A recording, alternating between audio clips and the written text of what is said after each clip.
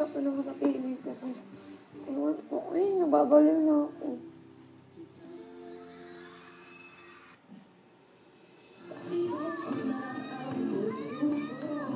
Mai wrote the song. Mai really was the one who did the work, I guess you could say, in terms of producing the song.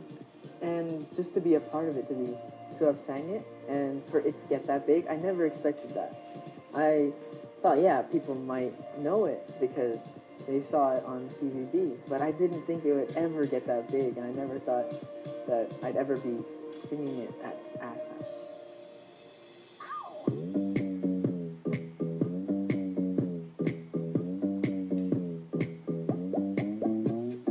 After that, we went to chill out. It was chill. Have you taught her any German words? What did I teach you? Do you remember?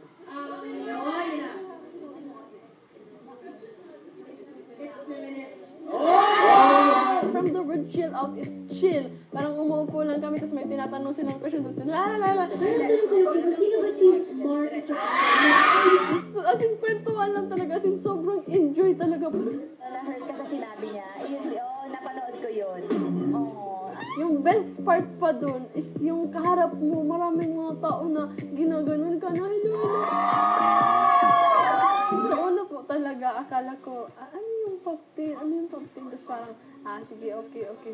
Pero pagtingin ko, oh my gosh, kalaman ko, 4 lang po kami. Tapos, yung mga idols ko talaga na nakikita ko lang sa TV po, si Andrea Brillante, si Sue.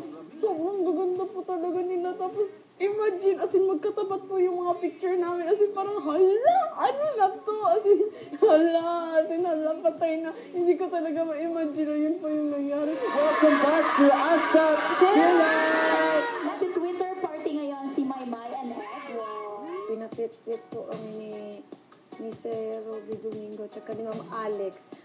Daming tanong. It was all about crushes and my work and things like that. Nakakatuwa isipin yung may na official na, kayo na lang mag-oo, niligawan ako. Next question.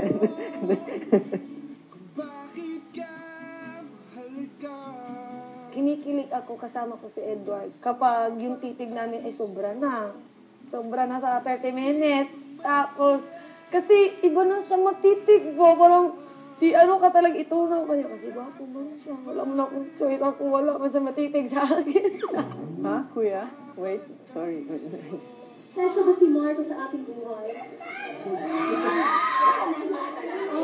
Isipin ko, ito. Si Marco, isa ko siya close friend talaga sa loob ng bahay. And masasabi ko na napakabait niyang tao. As in talaga. And masasabi ko rin na I hope for the best for him. And we will always be close friends no matter what happens. Gusto ko po yun na nagpe-pair sila. It's actually cute na gusto nila si Marco, gusto nila po ako. Pero yung masasabi ko talaga is gusto ko na friends lang talaga kami. Kasi after sa lahat ba naman na nangyari, pipiliin ko na laging i-admire ko siya kung sino siya as a friend. And lagi ako magiging andito para sa kanya. I will always choose na maging friends kami. For all the Mayward fans, 5 seconds lang, titigan lang. As in, hindi ko in-expect gaganon ako tapos.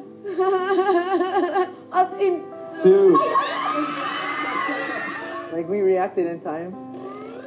Sus ko, hindi lang ako. Malandi lang ako. Nalikan ko na yun.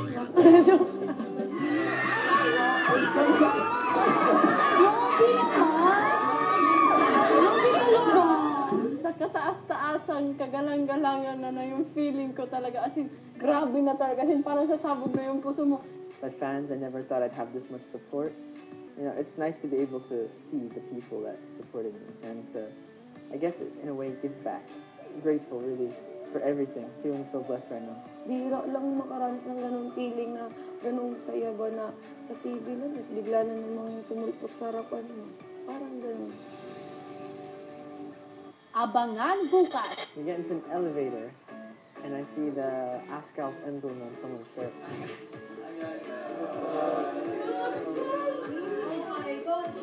As in, yung pinakasikat na football team dito sa Pilipinas, Tapos sinanap ko si James Velasco at si Phil.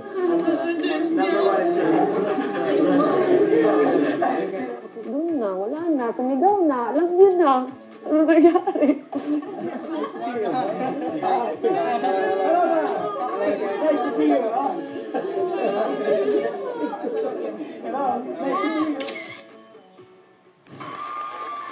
Mga kabataang Pinoy na sinubaybayan ng buong bayan sa Ang dami ng tao, picture. Yan po yung opening number ng second. So, sobrang proud ako kay Ate Nene at kay Edward. Hindi ko talaga in-expect na magpapasampol sila sa akin.